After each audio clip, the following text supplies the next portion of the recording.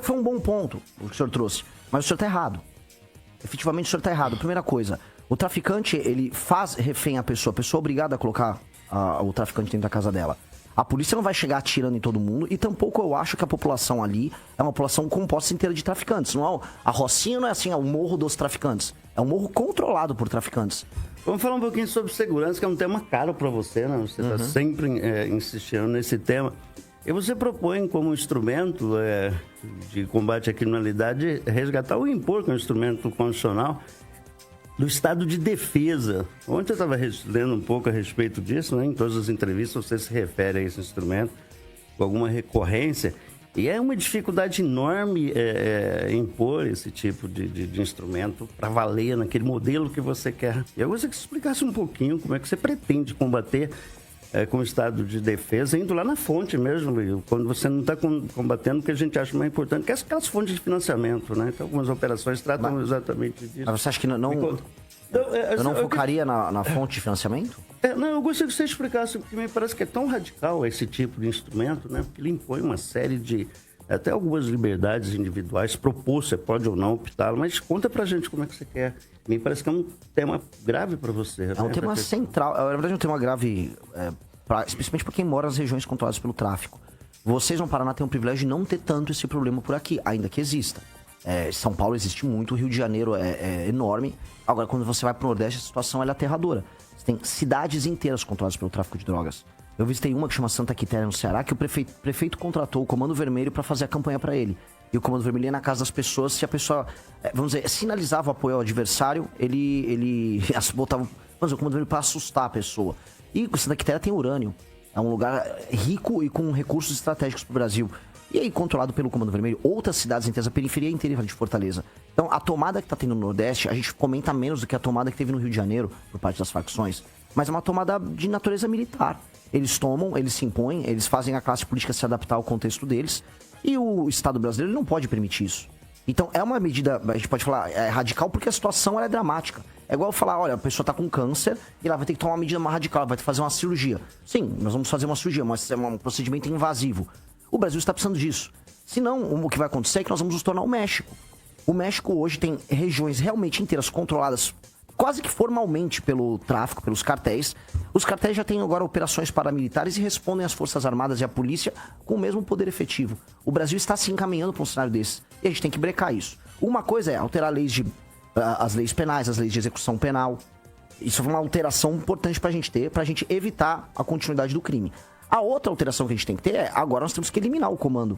A partir do momento que existe um comando, hora do PCC, hora do TCP, hora do Comando Vermelho, sobre áreas brasileiras, e aí é estimado que a gente tenha 23 milhões de brasileiros que vivem sob o comando do crime, você vai ter que tomar essas medidas. E por que o estado de defesa?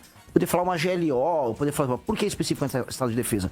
Porque todo mundo sabe, você vai conversar com a polícia do Ceará, você vai conversar com a polícia do Rio de Janeiro, mesmo com a polícia de São Paulo, os criminosos se escondem nas casas das pessoas. Então, quando você faz uma operação policial, um criminoso vai lá e se esconde ou no barraco ou numa casa mesmo de alguém. Pois bem, você, com o estado de defesa, você consegue entrar nessas casas sem precisar de mandado. Porque você tem que capturar esses caras. Tem que ter a lista de quem você vai capturar, você monta a operação e você vai circunscrever aquela área dominada pelo tráfico e você vai capturar todo mundo que tá ali. Ou você vai prender, ou você vai matar. Mas é isso que vai ser feito. Então, a gente pode chamar de medida radical para dar o nome que quiser. O fato é, a gente não pode, ao longo de um ano, no meu primeiro ano de mandato, permitir que o Comando Vermelho ou o PCC existam. E aí você fala, poxa, mas e aí como é que fica a parte de inteligência? Uma coisa não é em contraposição à outra. Tem que fazer as duas coisas ao mesmo tempo. Por exemplo, essa mesma... A gente falou, vamos botar um estado de defesa circunscrito ali às favelas, as regiões tomadas pelo tráfico. O Porto de Santos e São Paulo tem que entrar. O Porto de São Santos tem que ter um estado de defesa que pegue o Porto de Santos. Porque é por lá que o PCC está exportando a droga dele. A Polícia Federal e as Forças Armadas Brasileiras têm que estar na fronteira do Mato Grosso do Sul, que é onde entra a droga para passar pela Rota Caipira. Você tem que ter uma medida inteligente que definitivamente quebre, prenda e ou mate as lideranças do tráfico no Brasil. Senão a gente vai ficar fingindo que a gente está tendo uma normalidade, quando boa parte da população brasileira, coisa de 10%, já vive sob o comando do tráfico. Você quer... Não, eu quero usar as Forças Armadas, o Exército. Também. E a gente, sabidamente, não é uma força destinada a operações urbanas, né? Sempre convocadas. Isso, para a garantia da lei e da ordem, já deu um monte de problema no Rio de Janeiro. Então, sim, eu acho que é uma força que não está preparada para ações desse tipo. Mas ela não faria isso. E implica num trabalho bastante complexo de convencimento. Mas não é complexo. Quando você fala, eu vou entrar na casa e buscar o bandido, aí você já estabelece um confronto perigosíssimo para aquele cidadão. Mas olha só, o bandido tá lá. O bandido tá lá, mas junto com um monte de pessoas. E você vai ter que entrar lá e pra você pegar. que deve conhecer bem a verdade das favelas, como é lá. Não é bem assim, tem muita gente de bem. Mas você acha que eu tô falando que o favelado, todo favelado é traficante? Eu não tô falando isso. Você entra direto numa casa das pessoas com essa autoridade, com o direito de entrar na casa das pessoas, automaticamente se coloca em risco, especialmente o cidadão que está naquela casa. Mas olha só, vamos lá, o cidadão já está em risco. Mas é um risco enorme, né? Deixa eu responder. Foi um bom ponto o que o senhor trouxe, mas o senhor está errado. Efetivamente o senhor está errado. Primeira coisa, o traficante, ele faz refém a pessoa é obrigada a colocar o traficante dentro da casa dela.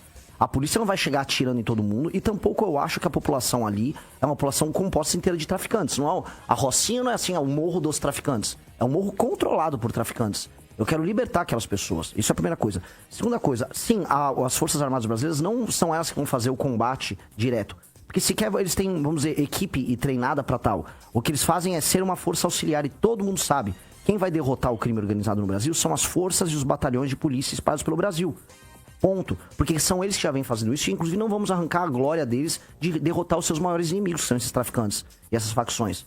As Forças Armadas são auxiliares. Existem forças especiais do Exército Brasileiro que podem atuar pontualmente em operações junto com as polícias. Mas, efetivamente, todo mundo sabe, os governadores, as próprias Forças Armadas, que as Forças Armadas são auxiliares. Então, para te dar um exemplo bem ilustrativo, se eu estou no Rio de Janeiro com as forças policiais entrando nas favelas e fazendo as operações para desmontar o crime, quem vai estar na rua fazendo o acompanhamento e fazendo aquela ronda ostensiva armada para garantir que o crime não desça, são as Forças Armadas. Porque não são eles a fazer o combate ostensivo direto. Eles vão fazer a ronda ostensiva, que é uma outra coisa.